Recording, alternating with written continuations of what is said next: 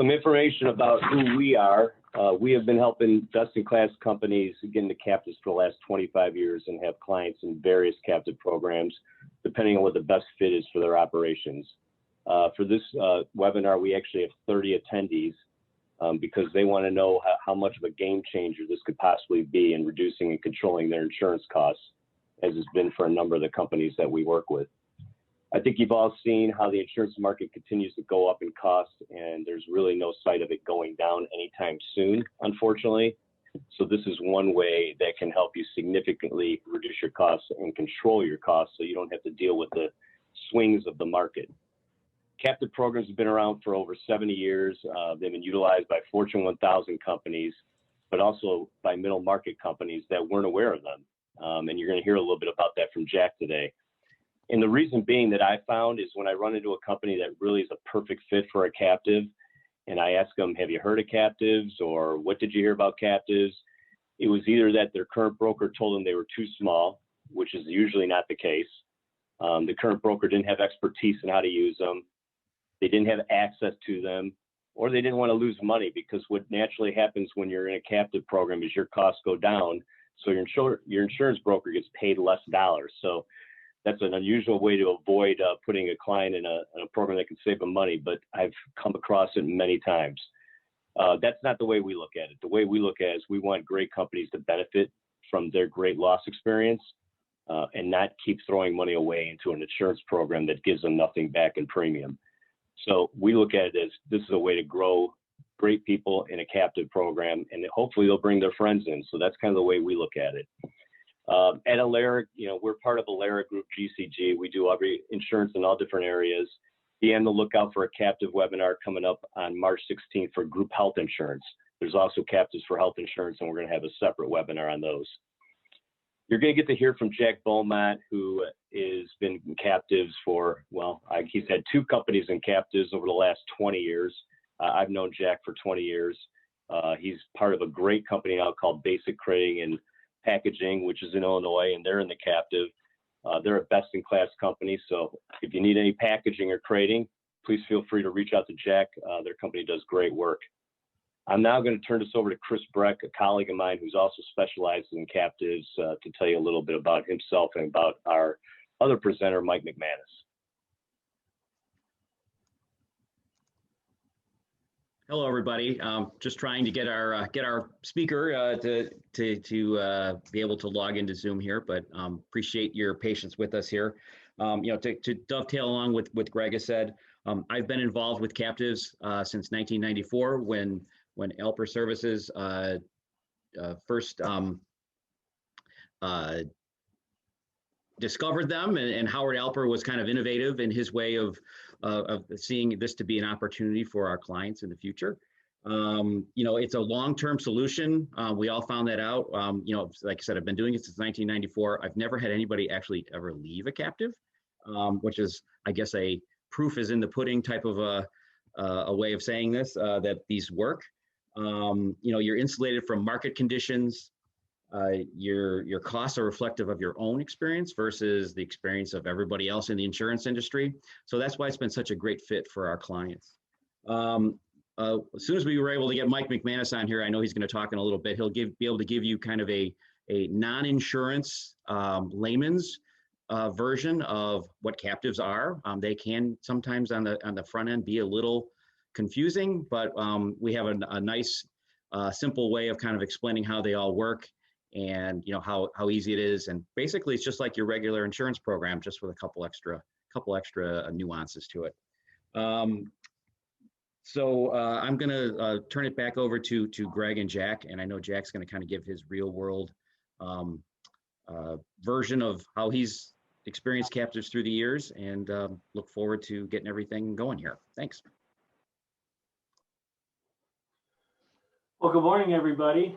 My name is Jack Beaumont. I'm CFO of Basic Crating and Packaging, and I was years ago CFO of a company in the crating and transportation industry back in the late 90s.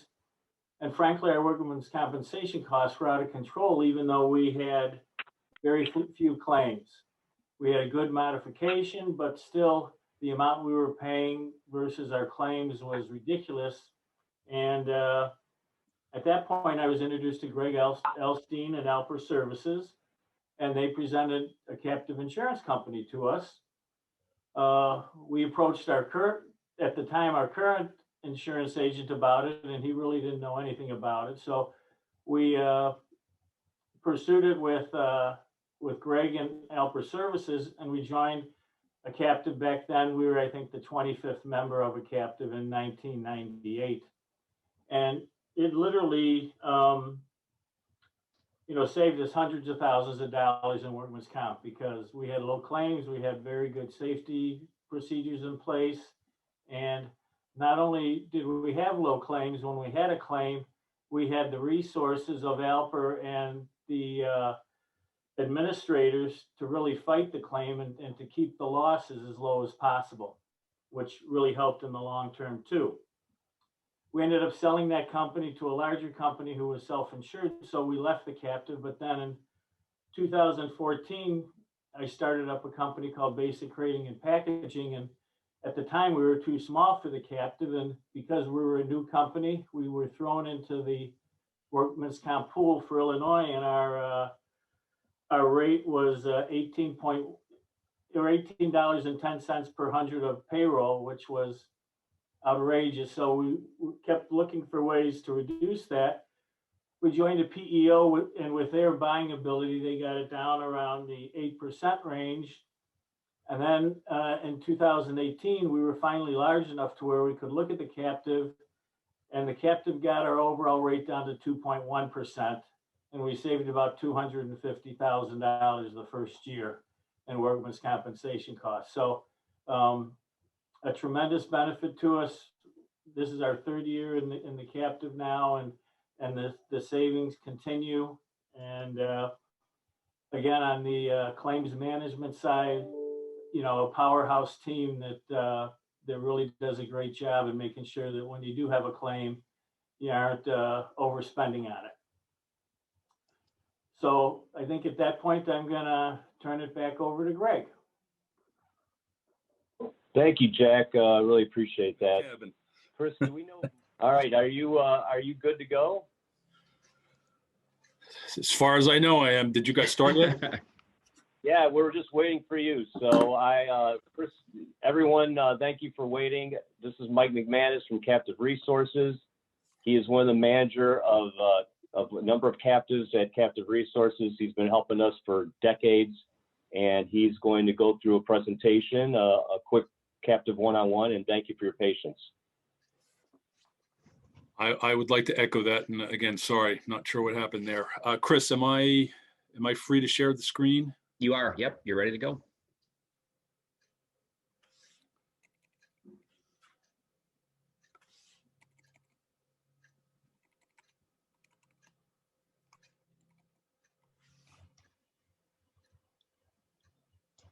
Can you see my screen?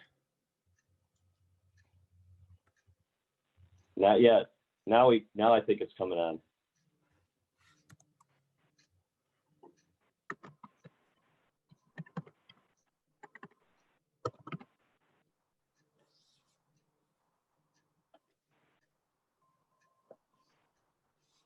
Presentation coming up? Not yet.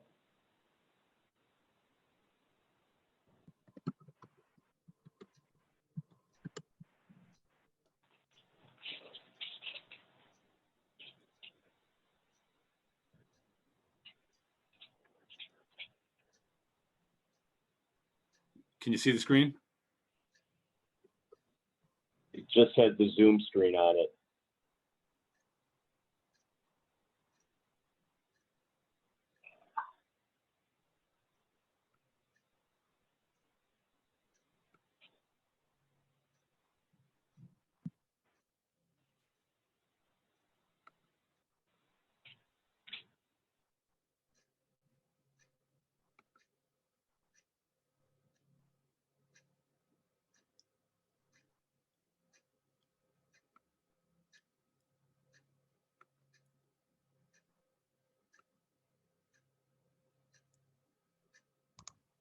Got it. We can see it, Mike. You got it? Yep. All right, can you see my cursor? Yep. Okay, great. Hey, everybody. Again, sorry for the technical difficulties. I know we're really behind, so this is even good. This is normally like drinking out of a fire hose. It's really going to be drinking like out of a fire hose.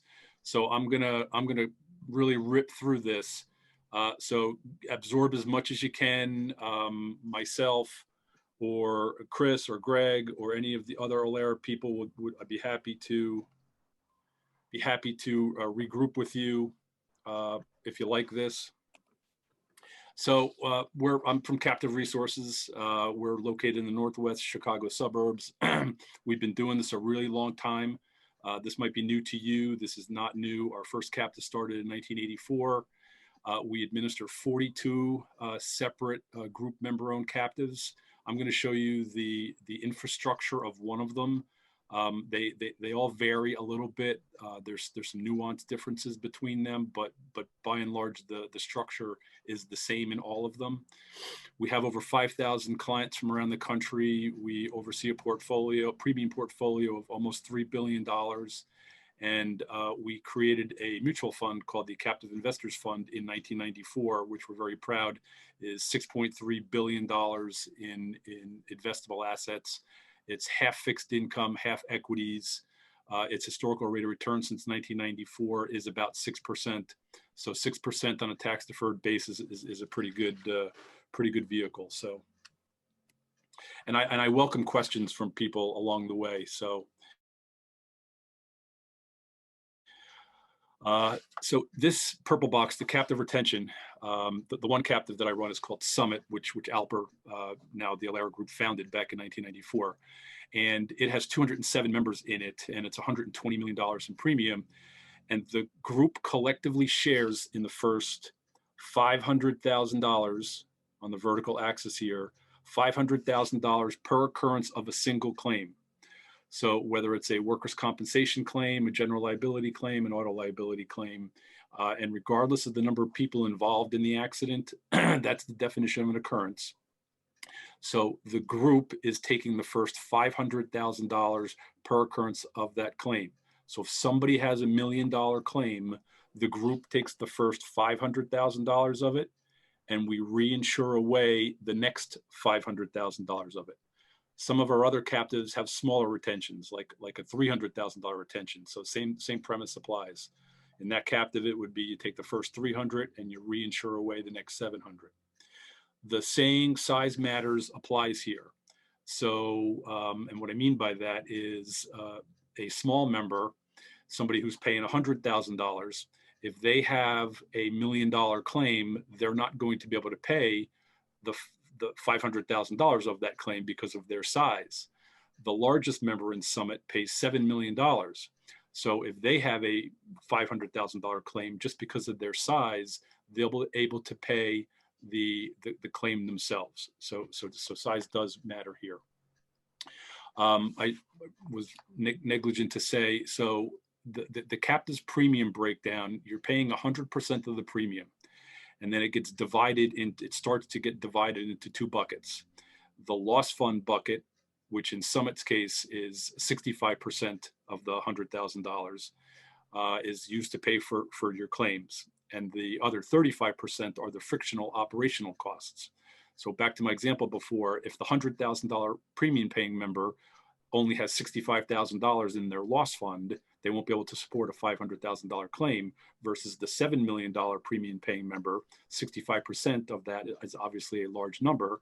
They would be able to pay that themselves. Over here, the little circle, the basket and clash coverage comes into play, where if you have two lines of coverage involved in the same accident, so say you have a driver making a delivery and they're in an accident, they hit another vehicle, so you have an auto liability claim, and also one of your employees in the vehicle is hurt, so you have a separate workers' compensation claim.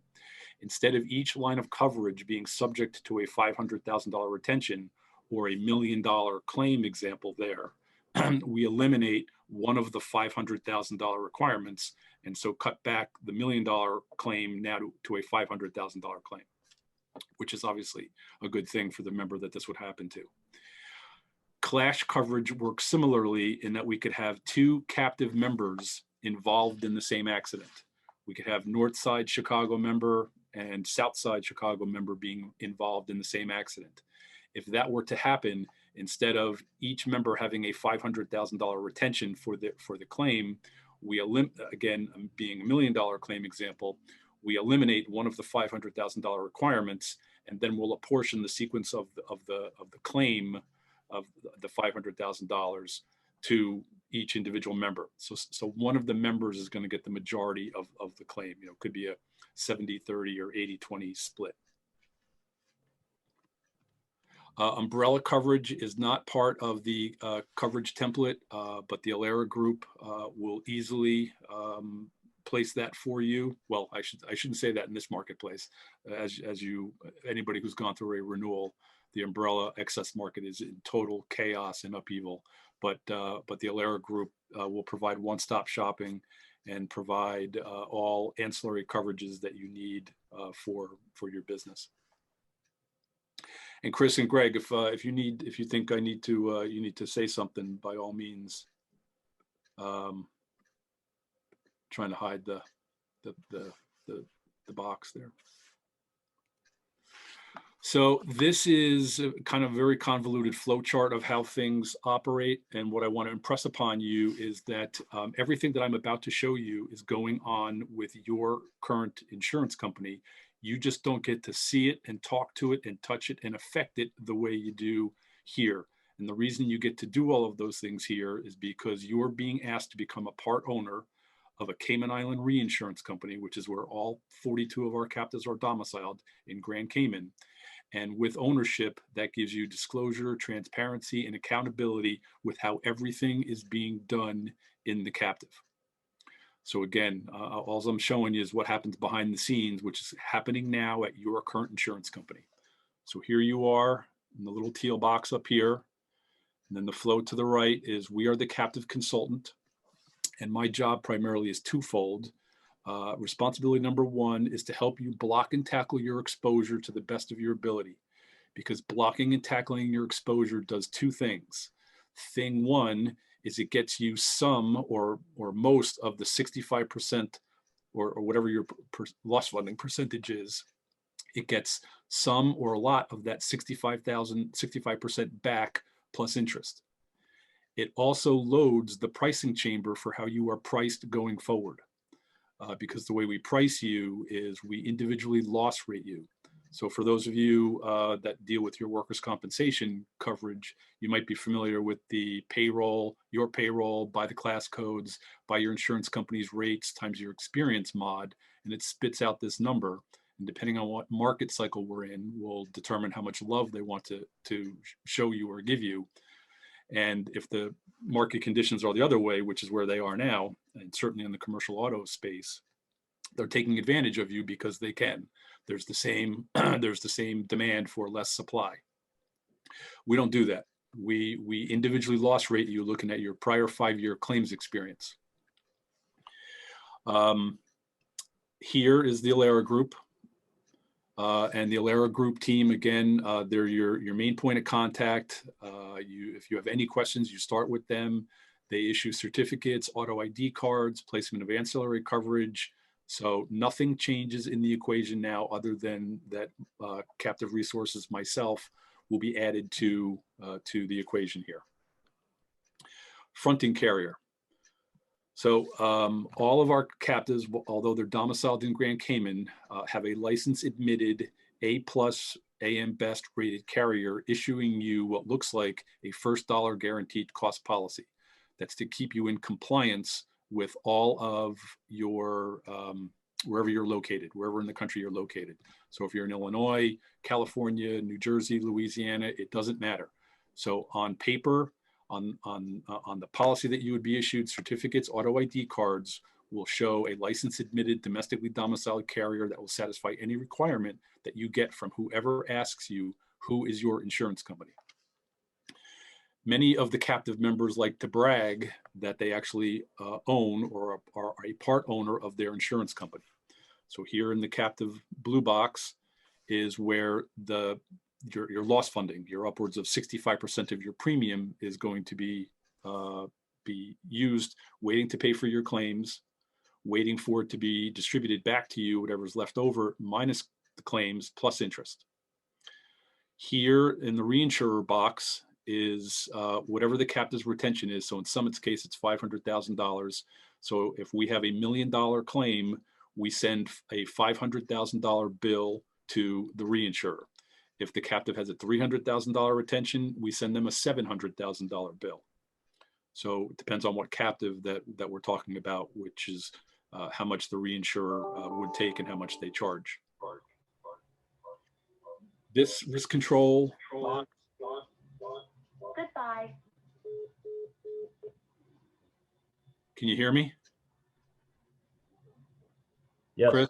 Okay, good. Yeah, we're good. We're good. Okay, good. This risk control box is what I call the defensive coordinator, and this is provided through either the Alara Group or a separate company whose goal is to help devise a defensive game plan for you to block and tackle your exposure to the best of your ability. 1% of your premium, 1% of the 35% in operating costs is earmarked for you to spend in a safety, loss control, risk management endeavor. Over here to the right, the claims administration box. All of our captives have a third-party claims administrator, and this is a firm that is solely responsible for settling, adjudicating, subrogating the claims on your behalf. We have a separate company do it besides the insurance company because we think a better way to do that is have an independent third party understanding whose money that they're spending and working in a more collaboratively controlled way with you. Back to the captive box. So in my example before, let's say you're paying $100,000, you have $65,000 in the blue box. Let's say you have 50 cents in claims. So therefore you have a 15-cent profit plus interest on those dollars.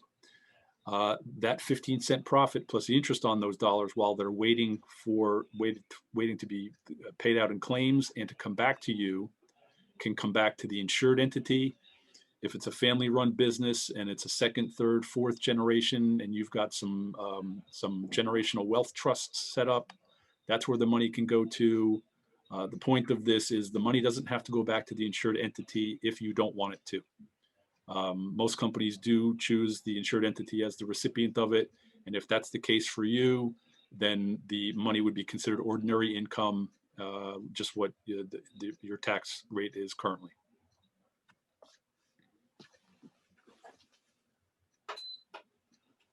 Any questions, comments thus far? I have one, and maybe you actually went over this already, but what as far as somebody getting into the captive, what would you say is a minimum threshold, like 250 revenue, or what would you say as far as a premium, excuse me? Yeah, so it depends on what captive that we're talking to, but most of the captives have a minimum premium of $150,000 for the work comp, auto, and general liability. Some of them have a higher amount, but I would use 150 as the basement amount. And who's a third-party TPA on this? It depends. We have several of them. So Gallagher Bassett is one. Sedgwick is one. Trying to think who else does. They're the two main ones, Gallagher Bassett and Sedgwick. Yeah, that's honestly just to elaborate on that a little bit more. That's another one of the major reasons a lot of people join a program like this is because you get to pick out who handles your claims. Can't tell me how many times, we've got complaints from our clients that say, we don't agree with the way Travelers is handling this or the way CNA or, any of the carriers are handling a particular claim. We wanted more input into this. We didn't want this settled, or we wanted this settled, something along those lines. This is a huge part right here where you're going to have much more say-so in what occurs, with the actual handling of a claim. The other thing I would like to emphasize about this is we call this the unbundled structure. Because right now, if you're in the commercial guaranteed cost market and your carrier wants to increase your rates, they're increasing your rate on 100% of your premium. the most market volatile part of this whole flow chart is the reinsurer. So if the reinsurer wants more money in a particular situation, then it's only affecting one line item of the 35% in operating costs versus 100% of the total premium. So we might have an increase, but it's only going to affect a fraction of the premium versus 100% of the premium. This year, Mike, just, the way we're seeing the insurance marketplace, what was the impact of the market on, on fixed costs for, not just a couple of the captives that you and I work on, but maybe just overall? What would be your sense as to, how much that impacted it? 2%, 2 to 3%. Right. It's a far cry from the 20 and 30% we're seeing, across the board here. And again, 2-3%, and it's still even minimized even that much because it's only on 20% of the, of the overall cost of the program. So. Yep. Good questions. Keep them coming. All right. So this is going to set the platform for the 3 examples that I'm going to walk you through of if this, then that. This loss forecast figure of $425,000 is also what we call a bank account. And this number is developed by the Alera Group sending us your historical prior 5-year claims information and exposure information in our spreadsheet.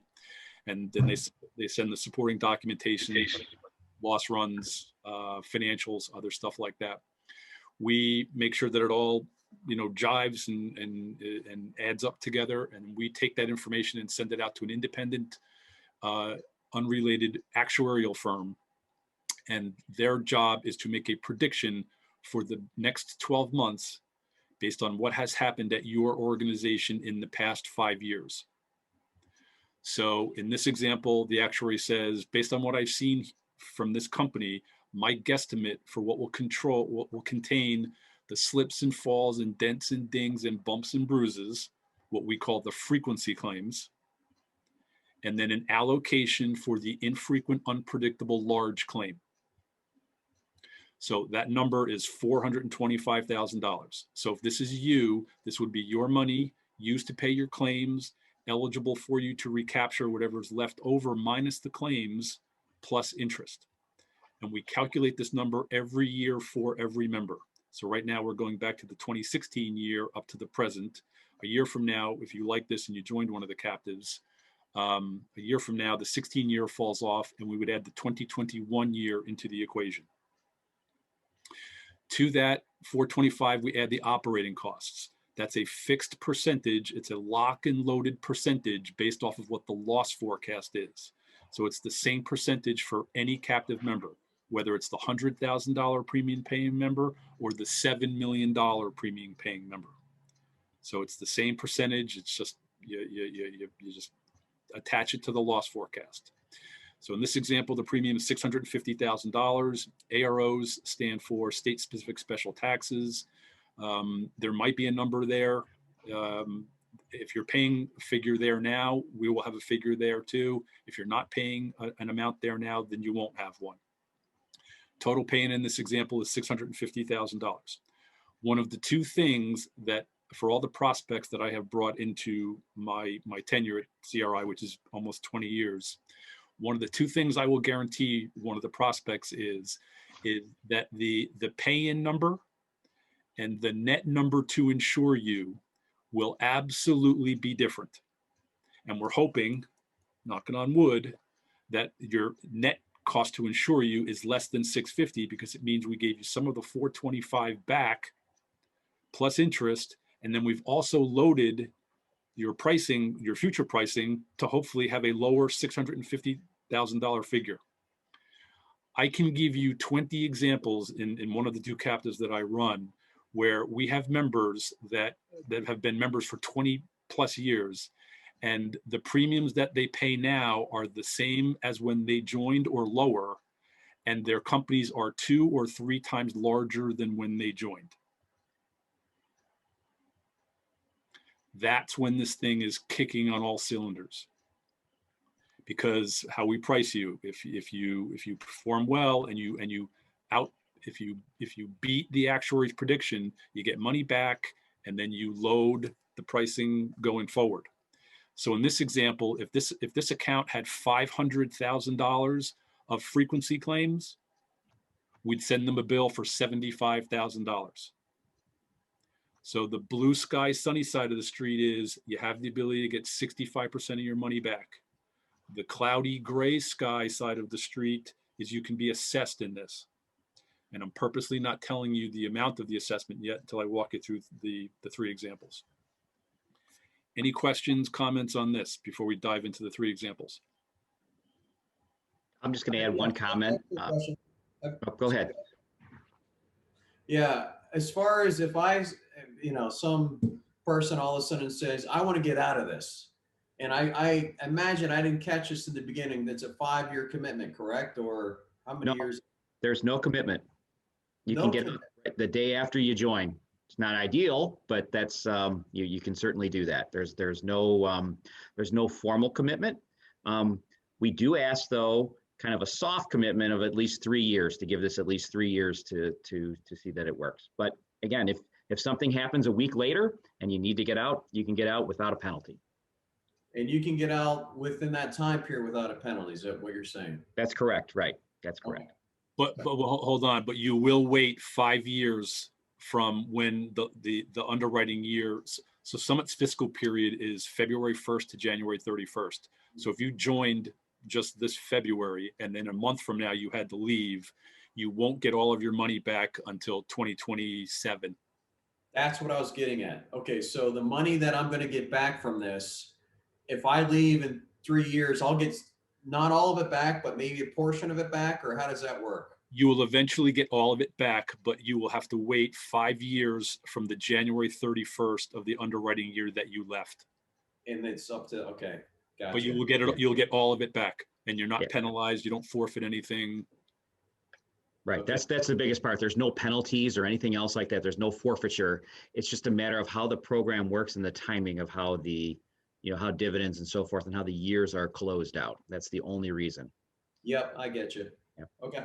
Yeah. The one thing I wanted to add to kind of further on what Mike was saying beforehand about, how, technically what you pay in is not what your end cost of the program is and how it impacts future years.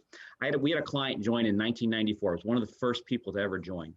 They were paying approximately $350,000 total pay-in cost. That included both their loss forecast and the operating costs. So we fast forward, 26 years from now here, this particular member who, for whatever reason, does not have claims, never had claims. This is why they were such a perfect fit for this program. They pay $50,000 a year in the program. And they have for probably the last decade. So, it's a way to really pay your own freight and have protection if you do have a big claim. So I just wanted to point that out, that even though it's what you pay in, it isn't what your end cost is going to be, along what Eric was saying, just you got to wait a little bit sometimes to get it just because of the timing of everything. Can you speculate as far as the interest you're earning? 3%, 4%? What are you speculating on that? And I'm knocking on wood as I say this. At the moment, 6%. 6%. Okay. Tax deferred. I understand that. Okay. And that's in the very beginning, and I was going 120 miles an hour probably. So we in 1994, after our first captive had been around for 10 years, the members, got more sophisticated at blocking and tackling their exposure. And they said, hey, the 1% checking interest rate giving us is nice, but hey, we're more sophisticated now. Maybe we could take a little investment risk. So we created a mutual fund. God damn it. Somebody's off mute. Yeah. Chris. You know what? And I'm just going to add 2 things in here so that you can keep going here, Mike. And, maybe we can hold some of the questions for the end so we can get through the rest of this. Yep. It's a long-term solution. This is why when we ask people that are interested in looking at the captive to really dive into it, it's extremely transparent. We will show you the losses of the other members by number. Everybody's got a number because for privacy reasons. You'll get to see the financials of the program. You'll get to see how the program's operated. I can tell you the loss ratio in this program is better than any loss ratio you'll see outside of a program like this. because again, it's got best in class members that are looking to get better, and this program will make them better. It's the only way it works. So it's a long-term solution. It's not something you want to jump into and try out. It's something you want to investigate and say, you know what, I'm tired of paying the insurance companies year after year, not getting back any money. I want to be able to reap the benefits of my work, and I want a program that's going to allow me to get that control. So a whole bunch of slides ago, you saw one purple fuchsia colored box of $500,000. And now anything over $500,000 is reinsured away. Whoops. Anything over $500,000 is reinsured away. And in this here, we're putting, we've now added another fund in here, the A fund and the B fund. And the reason we have two funds here is because whatever business that is on the phone here, whatever business in the United States has exposure to two kinds of claims: slips and falls and dents and dings and bumps and bruises, which we call the frequency claims. We call it the A fund. And then the infrequent, unpredictable, large catastrophe severity claim. So the A fund captures from $1 to $125,000 of a single occurrence. So it's a single claim, the paid and reserve amount of a single claim. The B fund captures the difference between where the A fund stops at $125,000 and where the retention kicks in at $500,000. So the B fund is a $375,000 corridor. When you add the two together, it totals $500,000. Now, a slide ago, we had a premium of $650,000, right? And the member's bank account was $425,000. Statistically speaking, the majority of any well-run company's claims come from the frequency layer. So we stick the majority of the 425 or $306,000 into the A fund, which leaves $119,000 in the B fund. So in this example, if this hypothetical member had 10 $10,000 claims, we would reduce the 306 to 206, because all of the claims would come out of the A fund because they were below $125,000 each and every claim. If this hypothetical member had one claim for the whole year and its value was $150,000, we would use the first 125 out of the A fund and the next $25,000 out of the B fund. So it's the paid and reserve amount of a single claim which dictates which bucket the money is going to be, that's going to come out of. Can I ask you to repeat that example one more time, just so I make sure I have it Sure. on that last example? Sure. So if you had 10 $10,000 claims, that would total what? $100,000. Right. So you have 306 waiting for the $100,000 in claims to come. So we would reduce the equity in this hypothetical member's equity amount from 306 to 206. Right. But then you had the example of the large claim then. Yep. So let's say that you had one claim for the whole year and its value was $150,000. We'd use the first $125,000 out of the A fund, because that's what the A fund captures, the single claim amount up to $125,000. And then we'd use the next $25,000 out of the B fund because the single claim was more than $125,000. Thank you. Yep. Good question. So first example has $215,000 of total claims, with not one of them being more than $125,000. So that could have been 10 claims, could have been 100 claims, it could have been 500 claims, totaling $215,000. Obviously, the answer's on the screen. They all belong into the A fund. We have 306 waiting for the 215 in claims to come, reducing the equity in the A fund to $91,000. We didn't have to touch the B fund because this hypothetical member didn't have a claim more than $125,000 per claim. So this is the net result of what happened in this underwriting year. So when I started the example, the member was paying $650,000.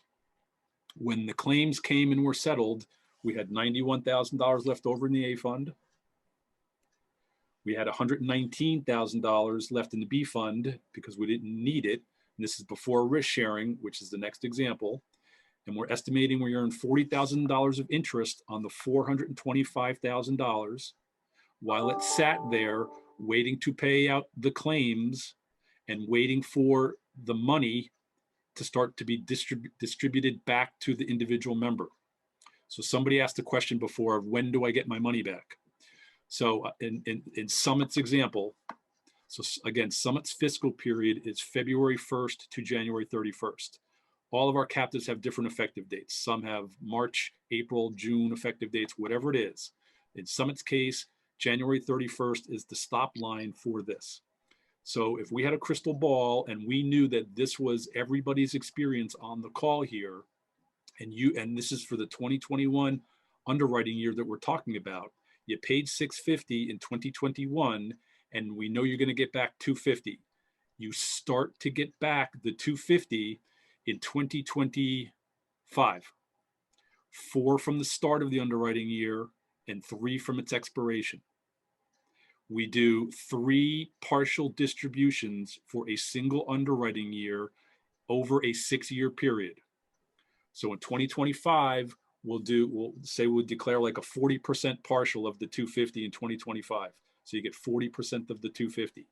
And we hold the 60% back for 2 additional calculations in 2026 and 2027.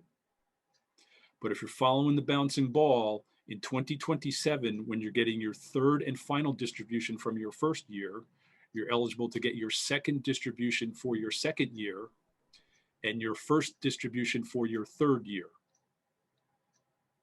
So once you're in the captive for 6 years, that's when the compounding of the 3 oldest years occurs. And someone's probably thinking, well, what happens if I have a bad 1st year and string together two good ones in years 2 and 3? Do we offset? And the answer is no. Each underwriting year is firewalled off from another.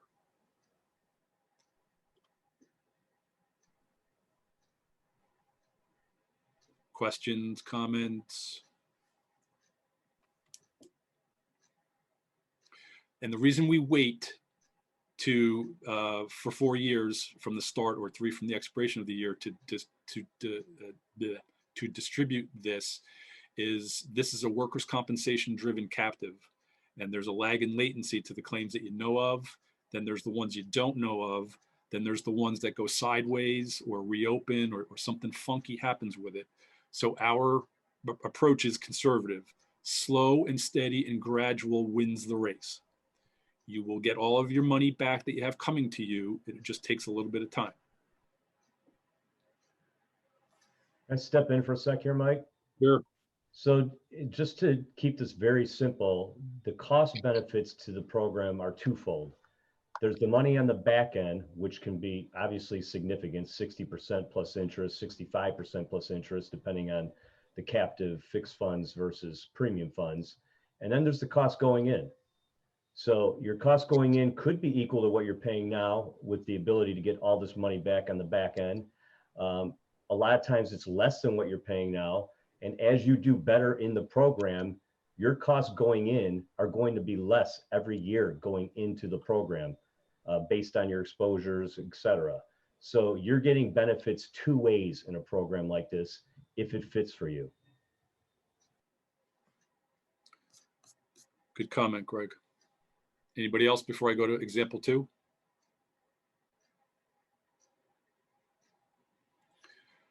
Okay, example 2 starts like example 1. We have $100,000 of little claims, all less than 125. Reduces the A fund balance to $206,000. And then we have a $1 million catastrophe claim, single event, on top of the $100,000 of little claims. So the first thing we do with that is we take the first $125,000 of it. I push the button and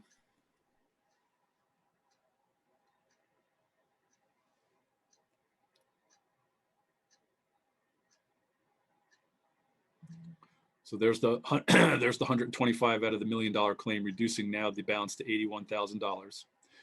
But now what this requires us to do is to go into the B fund. After we've used the first 125 of what was a $1 million claim, that's now a $500,000 claim. And now we have to go into the B fund, where we take the 119, now reduce the balance to $256,000. What we could do at this point in time is go to the other members of the captive and tell them that member 12345, which is how you are identified as an anonymous code number, had this claim and needs your help. And the other members go, great, love to help member 12345. But before we do that, does member 12345 have any money left in their A fund before we help them financially in their B fund? And obviously the answer to the question is yes. So we'd go back down into this member's A fund and use what they have there available.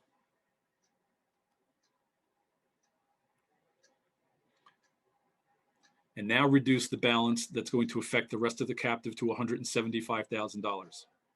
So in this example, this member had $1.1 million in claims, right? Between the large claim and the 100,000 of frequency claims.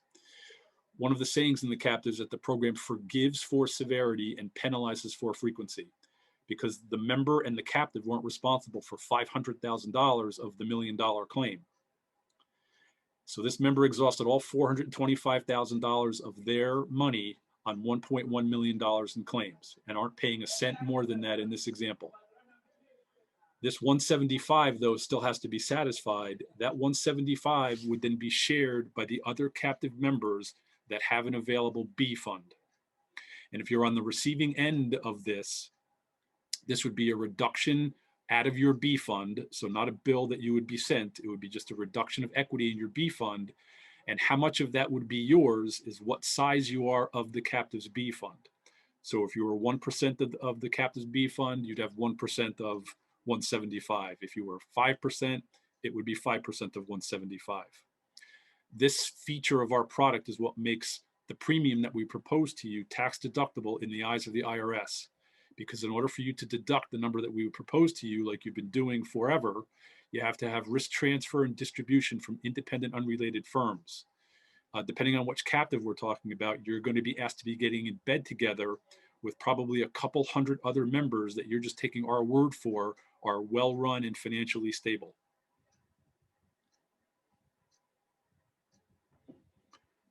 Questions, comments on this? Yeah, Mike, can you just explain what the typical percentages of a member that will be risk sharing versus the interest that they receive? Yeah.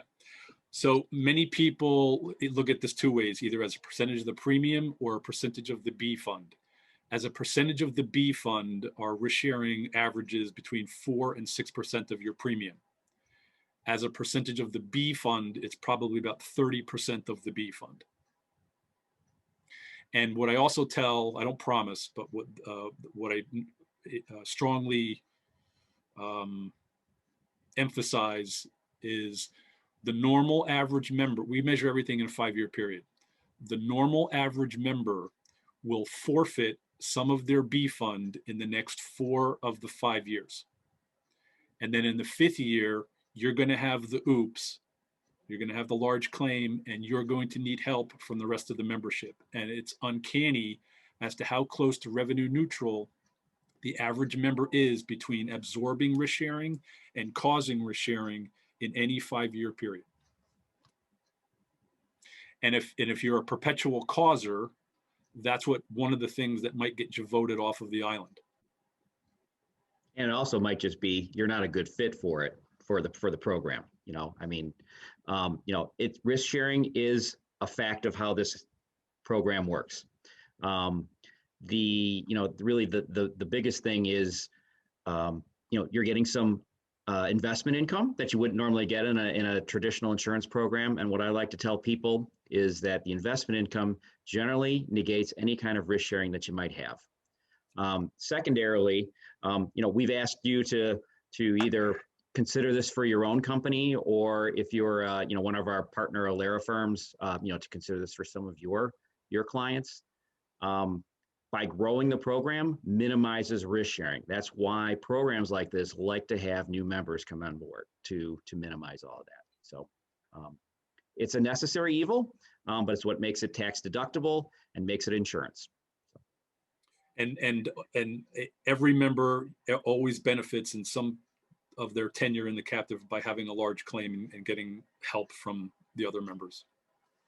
Hey, Mike.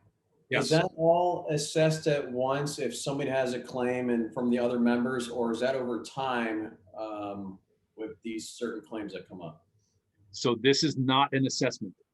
This is a reduction of, so if in this example, if this member wasn't the one causing the risk sharing, if this is the one on the absorbing end, and let's say that they were absorbing $10,000, instead of having $119,000 in equity in their B fund, they'd have $109,000. So but that would happen all at once. It wouldn't be like taking away percentages every year. It would happen all at one time, correct? No, it happens every year. Okay. Yeah. And maybe this last and third example is maybe a little bit of the gray area about being assessed, because this is the last example. So in this example, we've ramped up the frequency claims to 456. All puts, and not one of them is more than $125,000. So they all belong in the A fund. This member only has 306, so they're negative $150,000. This member would receive a bill for $150,000. And this would not be shared by the other captive members because this is about individual responsibility. And that $150,000 is now payable. I'll come back to that in a minute. So if somebody is in an assessment position, they get 3 years to pay the amount after the year in which the claims occurred. So in this example, say this is 2021. So the A fund claims exceeded the A fund contributions by $150,000. In 2022, this member would receive a bill for 50% of the 150 or $75,000, and it will be paid quarterly. In 2023, an additional 30% or a total of 80% paid quarterly, and the remaining 20% or a total of 100 would be due in the 4th year after the claims happened. And we look at this schedule twice a year. So if at any point in time the 150 goes up or down in one of the 2 years, one of the 2 times a year that we look at this, then the schedule is reflected accordingly. So this is the situation you want to stay away from, because on paper, this should not have happened. Something systemically broke down at this insured's operations. And so, and they were short $150,000. So your skin in the game in all of our captives, whether it's Summit or any other of the 41 captives, is another A fund. So the maximum exposure in this example is another $306,000 on top of the $650,000 in premium that this member paid. And how you arrive there is that this member would have to have $612,000 of little claims at their own operations. They'd have to go through the first 306, which was part of the premium of $650, and then continue to have another $306,000 of their own claims, all little claims.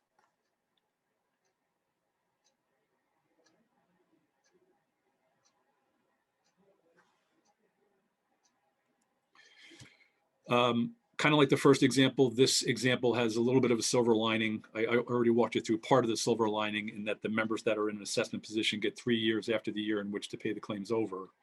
The other positive part of this is you have the ability to recapture some of your B fund.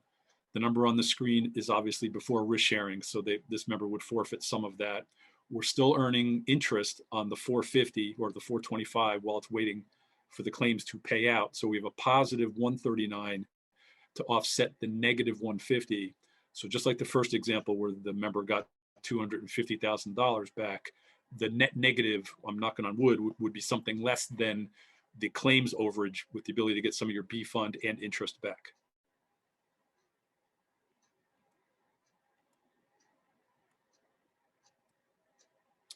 So I'm coming down the closing corridor here. So there is hopefully you've liked a lot of what you've heard. There is a one-time cost to join all of our captives, and it is $36,000. The $36,000 goes into the purchase of 2 shares of stock, a preferred share and a common share. The preferred share represents $35,900 of the $36,000. The preferred shareholder is the entity that receives the distributions back. If it's the company, that's who the preferred shareholder is. If it's a trust, that's who the preferred shareholder is. If it's another company that has yet to be created, that's who it can be. The common share has to be in your company's name because it gives you your voting and ownership rights within the captive. It's 1 vote per member, regardless of size. So the $100,000 premium paying member has the same voting rights and power as the $7 million premium paying member. And the best thing about the $36,000 is it's fully refundable and interest bearing if and when you ever leave. It's an admitted asset on your balance sheet.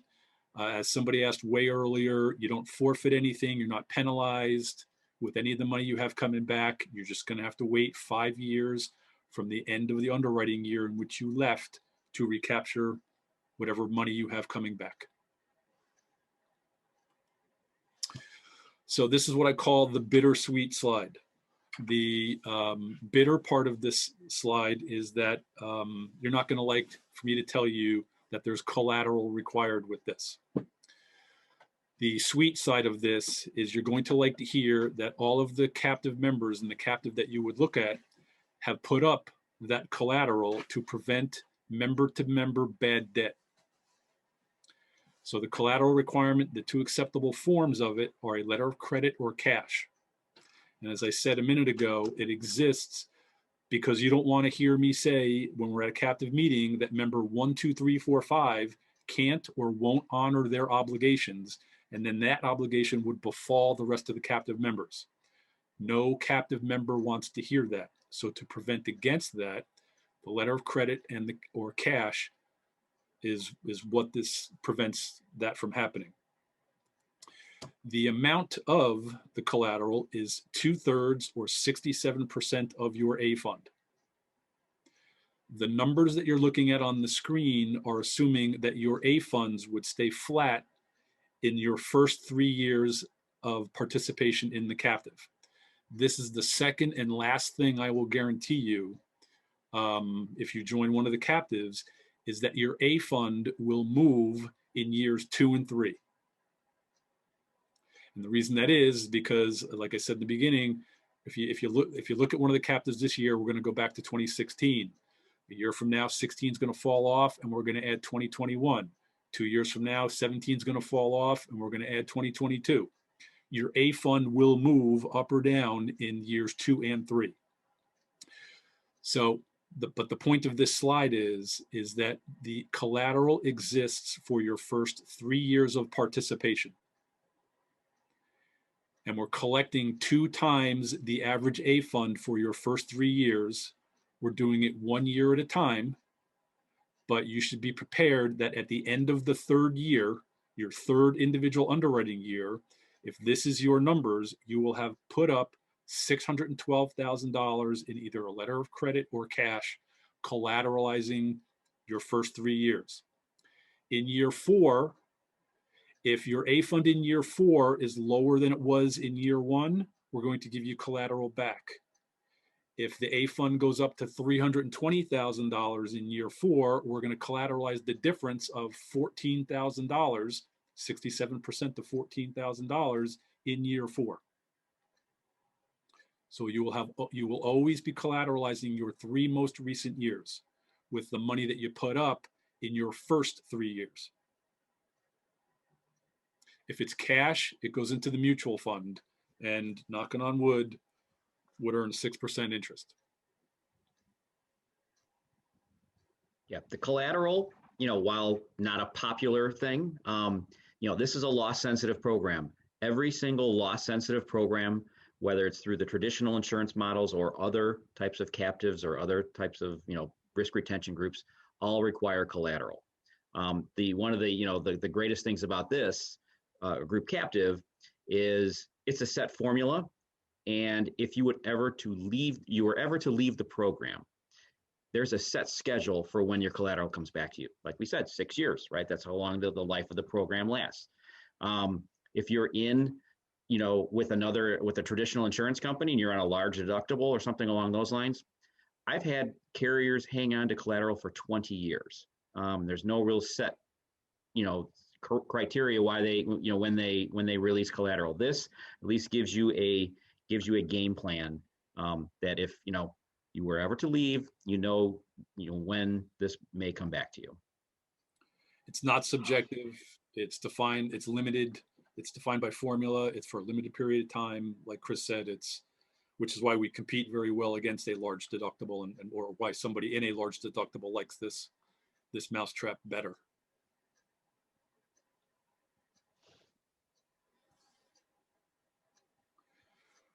Here's the formula summary. So your premium is made up of your A fund, your B fund, and your operating costs. Your maximum exposure is, it says 2 times your A fund plus your B fund plus the operating cost. An easier way to look at that is your maximum exposure is your premium plus another A fund. The collateral builds for your first 3 years of participation. That's all the slides I have. I know that I went through that really quickly. Hopefully you liked a lot of what you heard or all of what you heard. If you didn't like any of it, that's okay too. And if you wanted to have do this again individually, I would be happy to do that. Chris, Greg, any of the Alera group people be happy to do this individually for you. And again, sorry for the technical difficulties. Thank you for being patient, hanging in there. Thank you for the opportunity to speak to all of you and open it up to any further questions or comments. Let me jump in there. First of all, thank you, Mike, for taking the time to do this for us today. We've done this many times with Mike, and he's really excellent at walking people through this. My recommendation to those of you that I've already talked to and to those I haven't talked to, if you have any interest in seeing if this would be a potential significant opportunity for you, I recommend doing a 5-year look back. It's the simplest way to see how you would have performed if you were in a captive for the previous 5 years. I do it all the time. The numbers are typically shocking to the people on the other end, that they would have saved 35 to 45% every year for the last 5 years, sometimes for the last 4 out of 5 years. But that is a great way for you to investigate this without doing a lot of work. We do all the work. It's an easy snapshot, and you'll get to see what you would have done versus what you would have paid if you were in a captive. So highly recommend that, and glad to do that for you. Any questions? Any questions?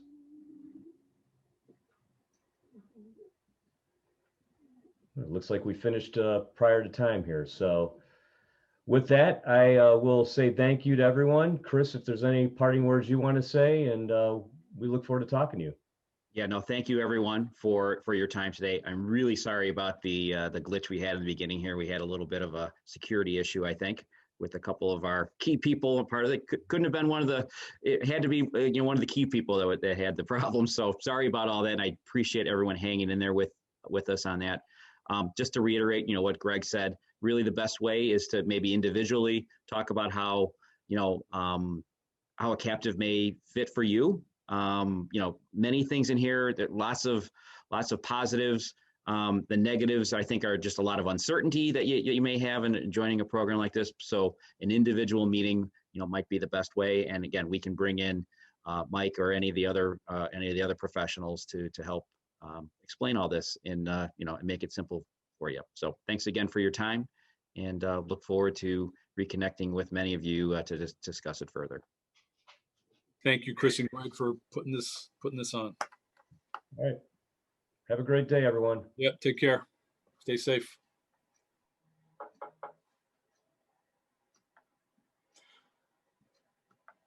So evidently I had to. It's a Wi-Fi issue? I was supposed to register, and I didn't know I was supposed to So register. you've got automatic manager. Hey, Eric, nice to meet you.